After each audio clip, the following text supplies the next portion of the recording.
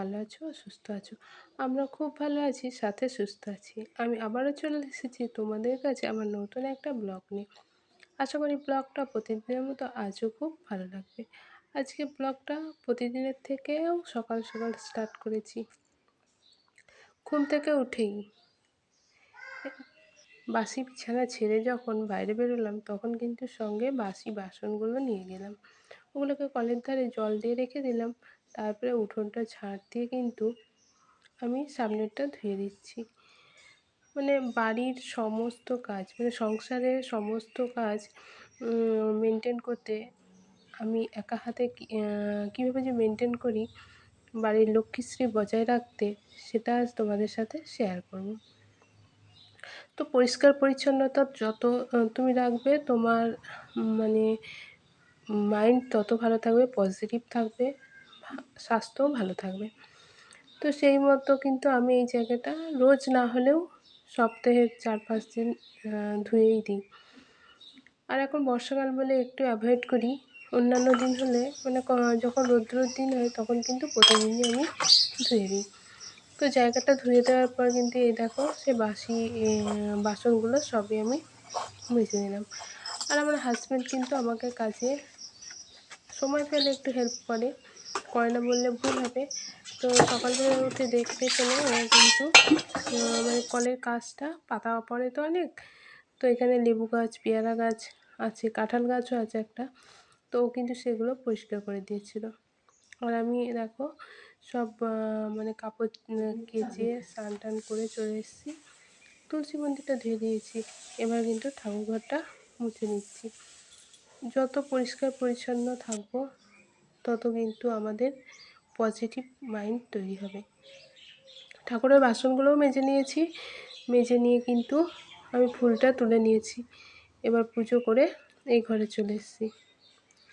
আমরা যে যেরকম আমাদের সংসার বা বাড়ি পরিষ্কার পরিচ্ছন্নতা রাখি, সরকার থেকেও কিন্তু সেই উদ্যোগ নিয়ে থাকে। কিন্তু সরকার থেকে সেই উদ্যোগ নিলে কী হবে বলো? আমরা যদি নিজেরা একটু সচেতন না থাকি। আজকে এই কথাটা কেন বললাম? সকালবেলায় ঘুম থেকে মানে ওঠার একটু পরেই দেখলাম যে সরকার থেকে বর্ষাকাল বলে যে কোথাও জল জমে থাকলে সেখানে যে মশার উপদ্রব হয়ে ম্যালেরিয়া, ডেঙ্গু ছড়াবে তার জন্য কিন্তু বাড়িতে বাড়িতে এসে স্প্রে করছে। তো এটা সরকার থেকে যে সামান্য বলবো না, একটা বড় উদ্যোগ নেওয়া হয়েছে। কিন্তু স্প্রে সরকার থেকে কদিন করতে আসবে বলো বাড়িতে? মাসে ১ দিন বা হয়তো সপ্তাহে ১ দিন। কিন্তু সেই একদিনে কি এসে যায়? আমরা যদি নিজেরাই সচেতন না থাকি, আমরা যদি আমাদের সংসারটাকে তো খুব ভালোবাসি। তো সংসারটাকে যেরকম ভালোবাসি সেই রকম সংসারের কাজগুলোকেও ভালোবাসি। তো একটু যদি সচেতনভাবে বাড়িঘর পরিষ্কার রাখি, তারপরে কোথাও জল জমতে না দিই, তাহলে কিন্তু এইগুলো মানে এইগুলো বলতে ম্যালেরিয়া, ডেঙ্গু এগুলো কিন্তু ছড়াবে না। তাই সরকার তো আমাদের সাবধানতার জন্য অনেক কিছু ব্যবস্থা করে দিয়েছেন। কিন্তু তার সঙ্গে সঙ্গে আমাদেরও একটু সচেতন থাকতে হবে। তো আমাদের বাড়িতে এখনও আসেনি। আসলে অবশ্যই তোমাদের সাথে সেটা শেয়ার করব। আমি কিন্তু আমার মানে বাসি কাজগুলো কমপ্লিট করে তো হাতে একটু সময় পেয়েছি, তাই আজকে এই যে দেখো সিঁড়িটা ঝাড় দিতে এসেছি। প্রতিদিন না ঝাড় দেওয়া হয় না। আর এই যে কথাটা আগে বলছিলাম দেখো বাড়িতে স্প্রে করতে চলে এসেছে। এই যে আমাদের ড্রেনটা রয়েছে, তো ড্রেনটা জল জমে থাকে না, কিন্তু এদিক দিয়ে ওই কলের জলটা যায়, সেই জন্য ড্রেনের মধ্যেও স্প্রেটা করে দিচ্ছে। বাড়িতে কোথাও জল জমে নেই, সেই জন্য বাড়িতে এসেছিলো, আমরা বললাম যে জল কোথাও জমে নেই, তো ওরাও এই ড্রেনটা দেখে দিয়ে দিল। তো হাজব্যান্ডও বলছিল যে একটু ভালো করে দিয়ে দিতে। এই দেখো স্প্রে করছে, দেখতেই পাচ্ছ জল।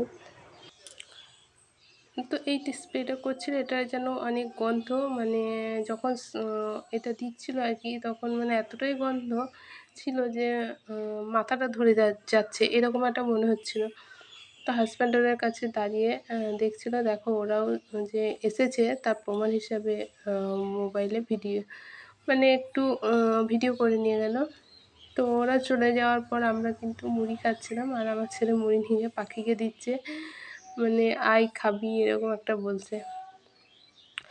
মুড়ি টুড়ি খাওয়া হয়ে গেলে কিন্তু ফুল এনার্জি সঙ্গে নিয়ে সংসারের কাজে লেগে পড়তে হবে। একা হাতেই যেহেতু বলছি পুরোটা মেনটেন করতে হয়, তো কাজের কিন্তু তাড়া। মানে সকালবেলায় বসে যে কিছুক্ষণ গল্প করব সেটা ইচ্ছে থাকলেও হয় না, ছুটতে হয় ঘড়ির কাঁটার সঙ্গে সঙ্গে। আর এই যে বাঁধাকপি নিয়ে এসছে, তো বাঁধাকপিটা খুব ভালো জানো, দেখো একদম নিটন।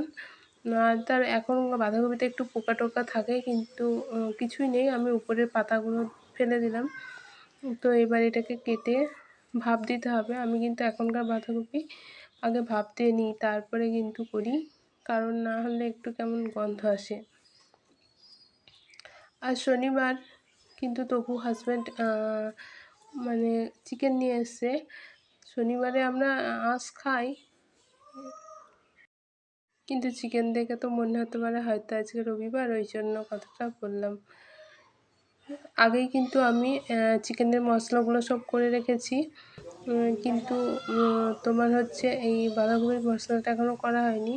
ওটাকে রেডি করতে করতে দেখলাম যে টাইম হয়ে গেছে, তাই আমি ভাবলাম এটাকে আগে ভাপ দিতে বসিয়ে দিই, তারপরে মশলাটা করে নেব। আমাদের বাড়িটা না অনেকটাই বড়, তো মেনটেন করতে অনেকটা কষ্ট হয় আমার।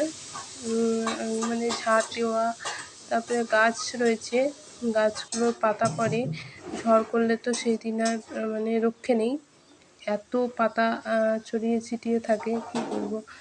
আর যদি ঝড় টড় না হয় তাহলে খুব একটা অসুবিধা হয় না। বাড়িতে অনেক লোক থাকলে সবাই মিলেমিশে কাজটা করলে কিন্তু আমার কম হতো, কিন্তু পুরোটাই একা, বাড়িতে কেউ নেই যেহেতু। এই কথা বলতে বলতে দেখো আমার কিন্তু চিকেনটা রেডি হয়ে গেছে। এবার চিকেনটা আমি তো ঝোল বেশি করব না, সেই জন্য কিন্তু অল্প জলই দিয়ে দিয়েছি, গা আঠা করব।